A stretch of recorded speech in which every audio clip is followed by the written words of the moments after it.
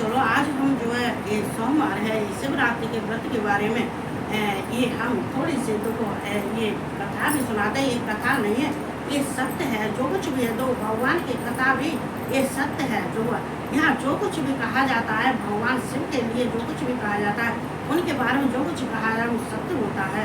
तो भगवान का थोड़ा सा नहीं, थोड़ा भगवान को नहीं बुला तो लेते हैं, बुलाना चाहिए, बिना भगवान के नहीं कुछ कहना चाहिए, ये गलत होता है। तो भगवान से आराधना करते हैं, हमारी वाणी को शुद्ध करें, हमारे वाणी को शुद्ध पवित्र करें, ज्ञान दें और हमारे अंदर आप प्रवेश भी करें। इसके लिए हम ओम का उच्चारण करते हैं, ओमकार को बुलाते हैं, शिव को बुलाते हैं। और इसलिए कि हमारे हृदय में जो बैठे हुए शिव हैं, वो शिव जो है हृदय में बैठ के ये हमारा जो कुछ भी कह रहे हैं वो सुने। तो अभी क्या करें? ओम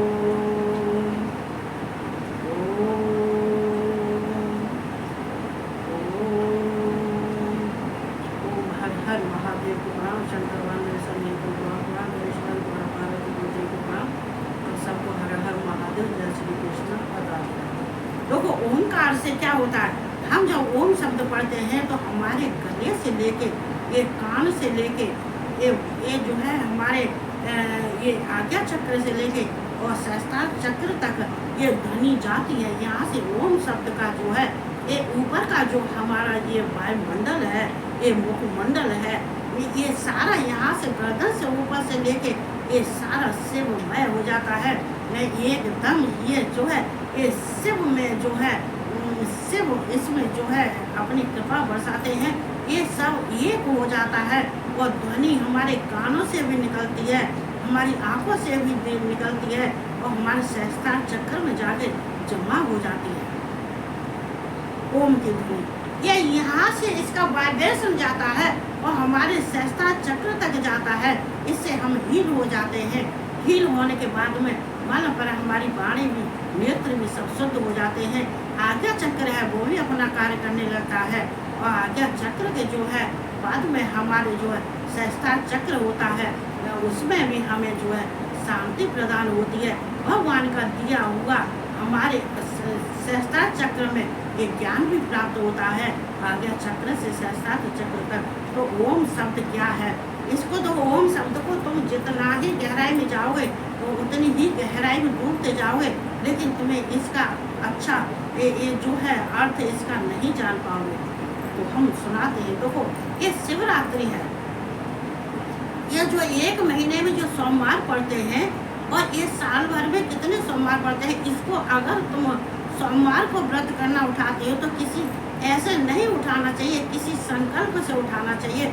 और संकल्प लेने के बाद में तुम 16 सोमवार रखना चाहते हो या कितने रखना चाहते हो, उतने सोमवार को हर महीने में जितने सोमवार पड़ते हैं उनको व्रत रखने से और त्रयोदशी का व्रत रखने से, शिवरात्रि का व्रत रखने से और कृष्ण पक्ष की जो खास जो है कृष्ण पक्ष की शिवरात्रि होती है वो भगवान के लिए बहुत ही लाभदायी होती है, भगवान को बहुत प्रिय है। इसको करने से देखो एक सेठ सेठानी थे, लेकिन देखो सेठ सेठानी जो पहले के थे ये अभी होते हैं, अभी हैं, लेकिन उनके पास में इतना धन था, इतना धन था कि जिसकी कोई शुमार नहीं। बहुत धन भी उनके पास में था, प्रॉपर्टी उनके पास में थी, सब कुछ पास में थी, लेकिन उनके पास में एक संतान नहीं थी। देखो भगवान कहते कि धन से अगर किसी के पास में धन बैंक बैलेंस भरा पड़ा है और इतना धन है लेकिन उसको कुंडली मार के बैठ गया, न किसी को दान करता है, न पुण्य करता है, ना ही नियम व्रत करता है, न पूजा पाठ करता है, तो उसको उस धन से शांति नहीं मिलती है। उस धन से वो सोचे शांति मिल जाती, शांति नहीं मिलती है। क्यों नहीं मिलती है? कि शांति हमें मिलती है, हमें भगवान शिव के भजन से शांति मिलती है। लेकिन उनके दिमाग में शांति तो थी, आराम से रहते थे, लेकिन उनकी पत्नी के दिमाग में कुछ अशांति रहती थी। कहते थी जब पूजा करते थे दोनों ही व्रत रखते थे। देखो ये जोड़ा दिया है भगवान शिव ने, जो है पत्नी का दिया है। जो पति पत्नी साथ में रह के पूजा पाठ करते हैं, तीर्थ यात्रा करते हैं या कोई कार्य करते हैं तो सलाह से करते हैं, एक दूसरे से पूछ के करते हैं, एक दूसरे के विचारों का अनुभव करते हैं, तो वहाँ पर पति पत्नी माने जाते हैं।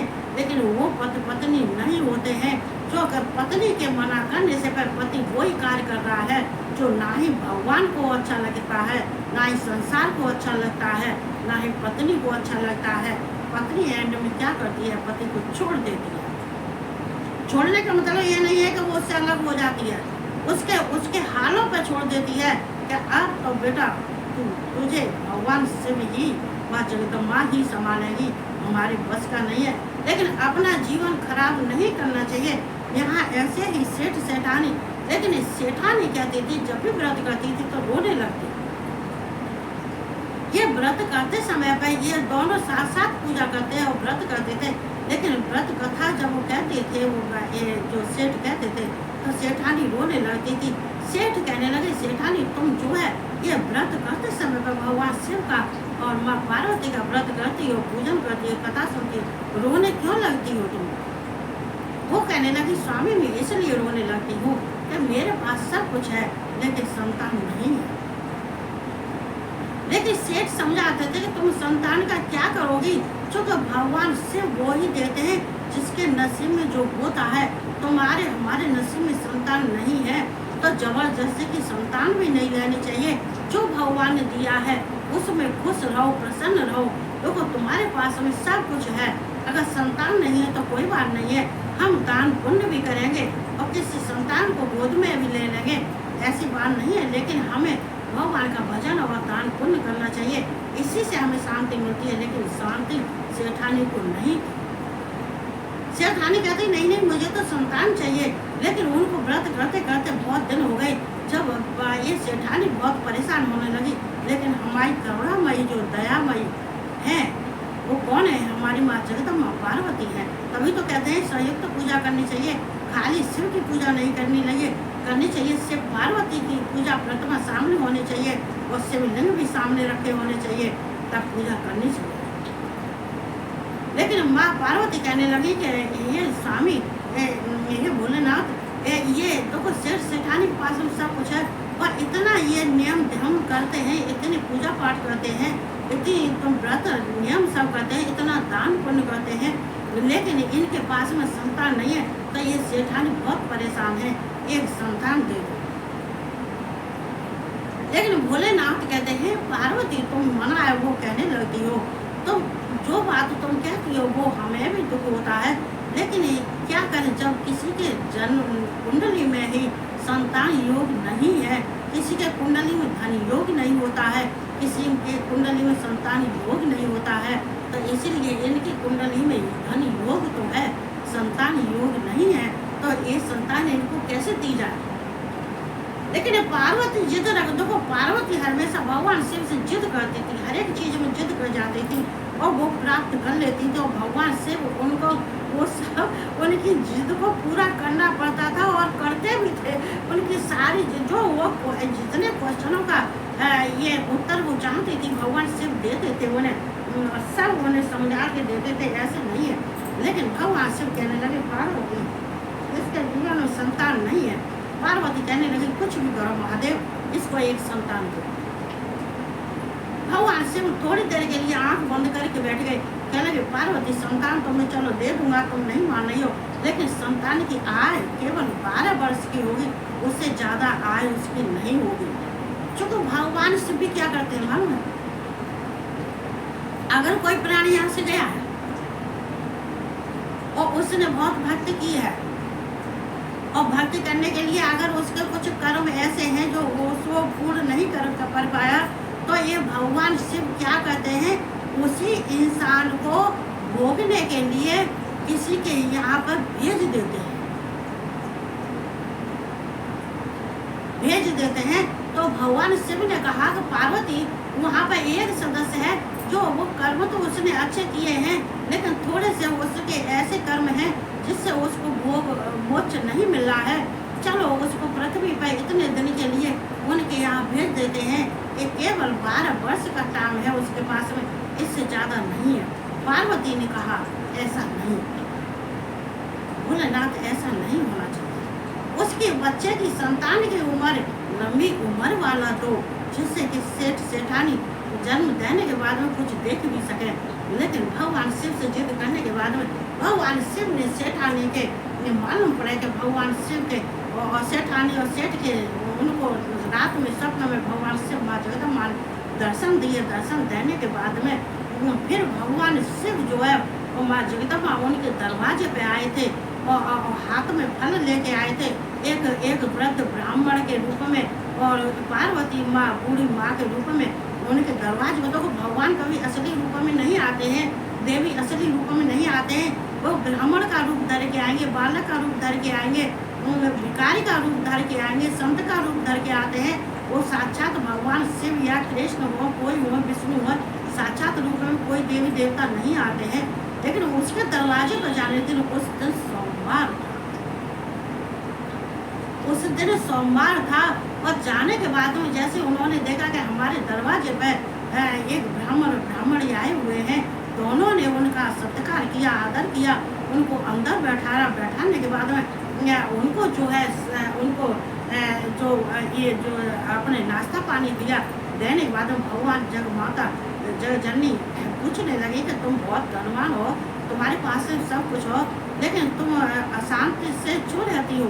उसने कही मुझे एक संतान की जरूरत है, मुझे संतान चाहिए और मुझे संतान का आशीर्वाद दे के जाओ। आप जो ब्राह्मणी हमारे घर आए हो, ये बड़ी सौभाग्य की बात है। उन दोनों ने उन्होंने बहुत स्वागत किया, आदर भाव दिया। लेकिन भगवान शिव ने कहा, माँ जगदम्बा ने उनके सिर पे हाथ रख दिया और आशीर्वाद दे दिया कि तुम्हारी संतान प्राप्त होगी, लेकिन वो संतान केवल 12 वर्ष के लिए आएगी। लेकिन इस बात को कहने के बाद में वे दोनों दुखी होने लगे। ब्राह्मण कहने लगे कि देखो जो जितने समय के लिए आएगा उसके लिए उतना ही समय होता है, इसमें हम कुछ नहीं कर सकते, लेकिन तुम्हारी संतान जरूर प्राप्त होगी। इतना कहने के बाद में फल उनके हाथ में, जो फल उन्होंने उनको अर्पण किए थे सेठानी ने, उसमें से एक फल माँ जगदम्बा ने सेठानी को दे दिया। देने के बाद में दोनों अदृश्य हो गए, दोनों चले आए। आने के बाद में सेठानी के एक लड़का हुआ। लड़का होने के बाद में उन्हें ध्यान था कि ब्राह्मण क्या गए थे 12 वर्ष की उम्र है, लेकिन उस लड़के को उसने उनके मामा के साथ काशी भेज दिया और कहा था, उसके मामा से कहा था इसको काशी ले जाओ। काशी में जाके भगवान शिव विश्वेश्वर महादेव का जो है वहाँ पे इसके हाथ से तप और हवन यज्ञ करवाओ। लेकिन मामा लेके चला गया और जाने के बाद में कादों को होना तो वही है, होगा तो वही जो उसके विधि में लिखा है, जो विधि विधान में लिखा है, होगा तो वही। लेकिन बाद में भगवान शिव क्या करते हैं, माँ जगदम्बा क्या करवाती है शिव से बाद में, ये तो शिव की ही जान है। जो कहते हैं भक्ति कहीं तक, अगर कोई भगवान की श्रद्धा से भक्ति भाव से पूजन करता है तो अनहोनी चीज को भी होनहार बना देता है, भगवान होनहार बना देते हैं। जो भाग्य में नहीं है वो भी भगवान उसको दे देते हैं। ऐसा ही उस लड़के के साथ में हुआ था। लेकिन वो लड़का काशी में जाके उसने जो है ये भगवान विश्वेश्वर का पूजन करता था। गंगा स्नान उसके मामा करवाते थे और शिवलिंग का पूजन करवाते थे, ये जप तप भी करता था। लेकिन 12 वर्ष पूर्ण होने को आए, इधर सेठानी जो है इतनी चिंता में फंस गए क्या वो उनको ना ही खाना खाते ना पानी पीते, इतने परेशान होने लगे कि हमारे बेटे के तो 12 वर्ष पूरे होने को आ गए, अब क्या करना चाहिए। लेकिन इतने में ये 12 वर्ष पूरे होने के बाद में वो लड़का काशी में पूजा करते करते ही शिवलिंग के पास में ही उसकी मृत्यु हो गई। और मृत्यु होने के बाद में जैसे उसका मामा का फोन आया कि ऐसे ऐसे इसकी मृत्यु हो गई है और ये काशी में ही है हम, लेकिन उनके माँ बाप ने रो के बुरा हाल हो गया। उन्होंने भगवान से प्रार्थना की कैसे भी करो मेरे बच्चे को जो है इसकी लंबी उम्र दो। लेकिन सेठानी बार बार कहते रही है ब्राह्मण हमारे घर में तुम जितनी हमें तुम जो है हमें इतनी तुम जो हमें दुआ दे के गए थे वो दुआ, उस दुआ को पूरी करो। आज मैं तुमसे से कहते हैं काशी में जाके ये ब्राह्मण दोनों हाथ फैला के और भगवान शिव से रो के कहने लगे हम तुम्हारे धाम में हैं, हमारा बच्चा यहाँ पड़ा हुआ है, ये मृत्यु को प्राप्त हो गया, इसको जीवन दो। ये भाग काशी में इस तरह से कहते हैं काशी में मरने वाला होता है तो उसको मोक्ष मिलता है, लेकिन भगवान ने तो उसको जीवित ही कर दिया। भगवान शिव ने कहा जो पार्वती जो होना है वो तो हो लेकिन हम क्या करते हैं आगे, ये तो समय बताएगा। लेकिन समय वो आ गया, माँ पार्वती कहने लगी भोलेनाथ कुछ करो, इसकी जो प्राण, इसको मत यमराज के हाथों में मत जाने दो, इसको जीवन दान दो, इसको जीवन दो। ये सेठ सेठानी बहुत परेशान है। और काशी में दोनों इतनी प्रार्थना करें, काशी में प्रार्थना जो करता है भगवान तुरंत सुनते हैं, तुरंत एकदम सुनते हैं, क्योंकि काशी भगवान शिव का धाम है। काशी नगरी भगवान शिव की काशी नगरी है। भगवान पार्वती जब कहने लगी, बहुत ज्यादा कहने लगी, तब शिव ने जो है उस बच्चे को प्राण दिए, प्राण दान दिए। जो है भगवान शिव ने उसके अंदर जो है प्राण जो है वापस कर दिए, चेतना उसकी वापस लौट आई। लौटने के बाद में वहाँ पर जो है सब खुश होने लगे। खुश होने के बाद में सेठ सेठानी ने वहाँ भगवान शिव, माँ जगदम्बा वहाँ काशी में उसी के पास आ गए। आने के बाद में उन सब ने भगवान शिव, माँ जगदम्बा के पैर पकड़ लिए। पैर पकड़ने के बाद में कहने लगे कि बस ये आपकी कृपा से मुझे ये सब कुछ मिला है, धन भी आपने दिया है, संतान आपने दिया है, ये मृत संतान थी वो भी जीवित करके हमें दी है। इसके लिए हमारे देने के लिए हम आपको क्या दे सकते हैं। लेकिन भगवान कहते हैं, शिव जगदम्बा कहते हैं तुम देने की आवश्यकता नहीं है, ये शिवलिंग की पूजा बस इतना ही हम देते हैं कि हम तुम्हें जो है ये भगवान शिव की जो पूजा करने वाला होता है उसको भोग और मोक्ष मिलता है। और काशी नगरी में जो मरने वाला होता है उसको भोग मोक्ष मिलता है। और अगर जो उसकी कामना होती है वो कामना भी पूरी होती है, वो तुमने कर दिखाया है, इससे हम बहुत खुश हैं। तुम्हारे बच्चे की उम्र बहुत लंबी है। और हमेशा शिवलिंग का हमेशा पूजन करना, रुद्रा अभिषेक करना। भगवान शिव कहते हैं कि इनका अभिषेक और पूजन करना। और ये जो है त्रयोदशी का व्रत और सोमवार का व्रत जो है हमेशा करना। और त्रयोदशी के दिन ये काशी में आके भंडारा करना है। जो कुछ भी जितना भंडारा कर सको एक भाव से यहाँ भंडारा करो। लोगों भंडारा जरूर करना चाहिए, चाहे तुम 10 आदमियों को खिलाओ, चाहे 15 को, चाहे 20 को, मतलब जितनी श्रद्धा है। लेकिन त्रयोदशी वाले के दिन व्रत रखने के बाद में चतुर्दशी को जो है जरूर खाना बांटना चाहिए, खिलाना चाहिए। और इस सोमवार सावन के सोमवार है, सावन के सोमवार में भी ये ज़्यादा तो भंडारा तो बहुत होता है, लेकिन अगर बहुत करने की किसी की सामर्थ्य नहीं है तो वहाँ पर जो है कम से कम जितने हों उतने को खाना जरूर खिलाना चाहिए। और खाना खिलाने से क्या होता है, ये अन्नदान करने से भगवान शिव प्रसन्न होते हैं। अन्नपूर्णा माँ जगदम्बा है प्रसन्न होती हैं। वो हर साल के हर महीने की त्रयोदशी को वो काशी में जाके भंडारा करते थे, तो भगवान का भजन पूजन करते थे। भगवान उनको आशीर्वाद देते, अदृश्य हो गए थे, तो वो अपने घर आ गए थे। तो ये जो सेठ सेठानी है भगवान शिव के देखो, तो ये किसने दिया, उसको संतान भी प्राप्त हो गई। संतान की जो मृत संतान जो कम उम्र की थी उसको आए भी भगवान ने, उन्होंने कहते भगवान मृत्युंजय है। शिव कौन है, मृत्युंजय है।